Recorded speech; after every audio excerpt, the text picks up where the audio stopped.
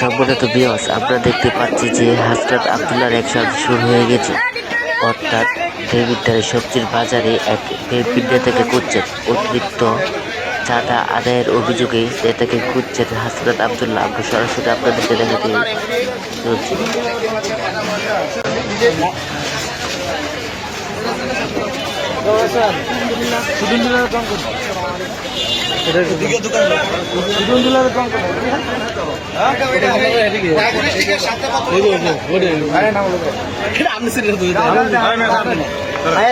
নাকি আপনি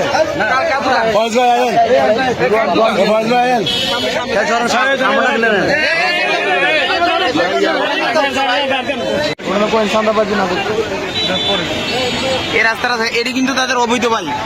এই জায়গাটা অবৈধ, এই জায়গাটা অবৈধ, এই জায়গাটা অবৈধ। চাঁদাবাজি যদি করে খুব খারাপ হবে, পুলিশ খারাপ হবে। ওনাকে আসলে বয়স যেন ইবাদত করে, আমাদের সহায়তা করে, আমরা ওনাকে সহায়তা করবো। উনি আমাদের দাদা ভাই, উনি বলছে আমাদের সিনিয়র না, উনি আমাদের দাদা ভাই, উনি আমাদেরকে হেল্প করবে।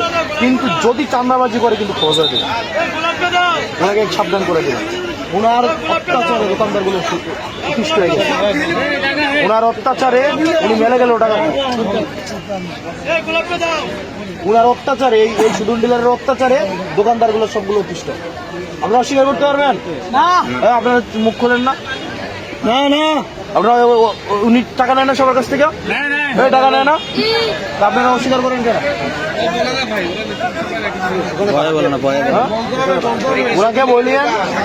ওনাকে বলবেন যে এই নিয়ম মাইনা ব্যবসা করতে। আর যদি চান্দার জন্য যায়, যদি মানুষকে পিটায়, শেষ বয়সে আড্ডি উড্ডি জোরা লইতো না।